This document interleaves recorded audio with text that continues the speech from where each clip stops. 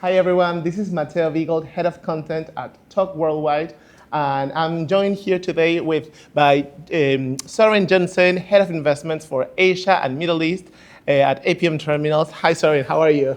Good, how are you? I'm good, thank you. Thank you for joining us. And well, it was really interesting the session that we just listened, where you presented about the different projects of APM Terminals in the region. And I just wanted to ask you a few questions from what you've mentioned. And I remember you've mentioned that competition is becoming more intense in general across the industry. And something I wanted to ask you is, how, for example, vertical integration, which is one of your strategies, how is that affecting your approach towards concessions or, green fields or brown fields? What can you tell us about that? Yeah, so I was mentioning that vertical integration is one of the trends we see in our industry. Mm-hmm. So we see a few trends. We see global terminal operators looking at vertical integration. We see global shipping lines valuing equity a lot higher. Mm-hmm. And we see generally more interest from PE firms in our space. So that all combined means that APM Terminals, we have to be very sharp on our value proposition. Yeah. And one of the things that we believe is the main criteria for shipping lines is how fast can you turn the vessels around. Mm-hmm. So we have a relentless focus on port hour saved, efficiency in turning around the vessels. We believe that is the main criteria for the shipping lines choosing the operator. Mm-hmm. And it's also a key value proposition to the governments that we serve, that we can have more throughput through the existing capacity. Yeah, no, and basically that way you're more efficient. Exactly. And you've mentioned the shipping lanes, and I think we all know that we have some new shipping alliances coming into place early next year. And I wanted to ask you how that is affecting, for example, the way you're approaching operations, whether it is for a specific terminal or even for a potential network of terminals in a given region. Yeah, so it talked to the same theme of efficiency. So with these alliances, especially on the east-west trades, we see bigger and bigger vessels being deployed, right? So we see now probably we're reaching the cap of how big you can go on vessel sizing. But then those vessels on the old vessels on the east-west trades, they will now cascade to other trades, right? So we see a big need for port infrastructure expansions and deep water capacity being needed on port servicing north-south and intra-Asia trade. So that'll be a key thing to be ready for. And we have done that. We've invested a lot, most recently in our facility in Mumbai, okay, to facilitate handling that bigger cascade of vessels that are coming. Okay, yeah, I think, well, that's definitely interesting, because that means that maybe are we expecting then an increase in port calls at Mumbai?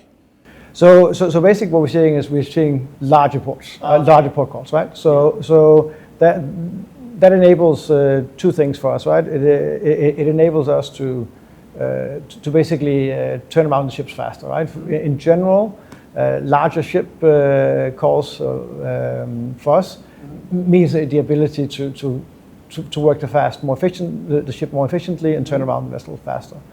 And again, back to this we believe is the main buying criteria of shipping lines when they have options, which they do in many places. But we also think that you have to have a superior product in order to actually attract customers on this.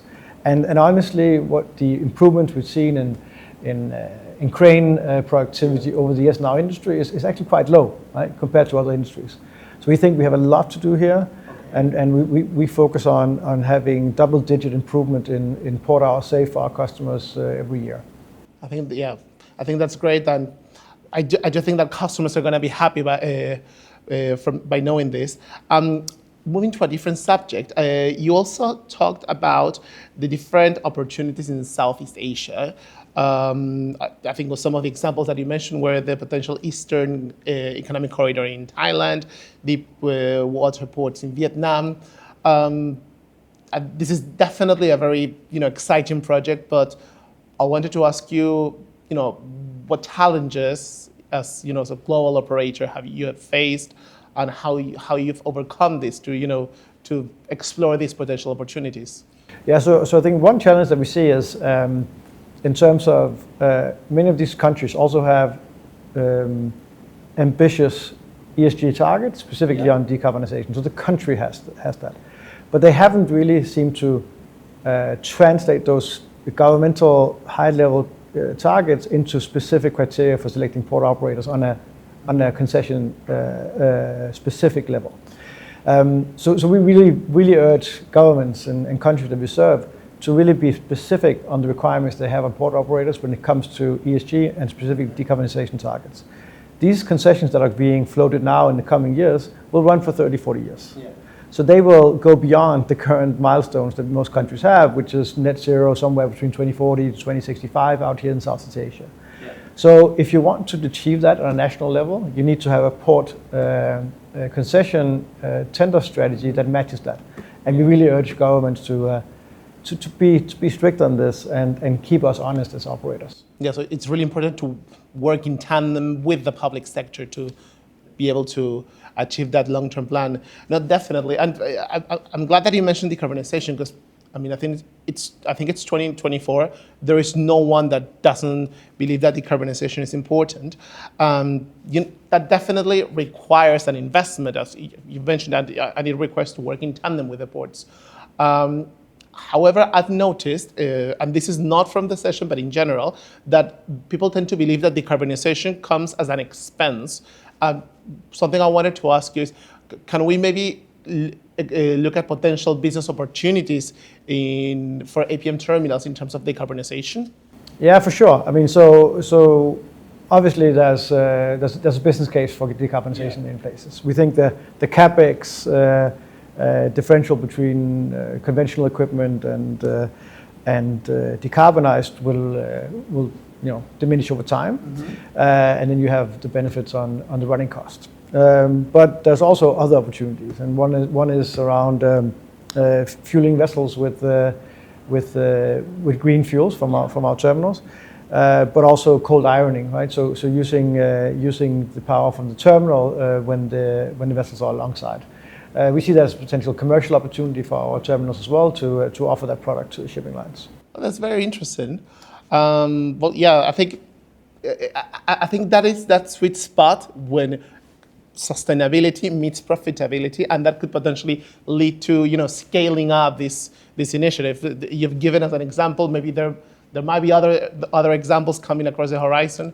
But yeah, I really like that thought you've mentioned about that synergy between those two concepts. Yeah, then I honestly also think it's about, again, back to the government criteria of just create an equal playing field, right? Put some high bar requirements on your operators that you're specific, so that everyone bids under the same assumption that we're not going to run a black operation in 2035, right? I mean, it's just not a question.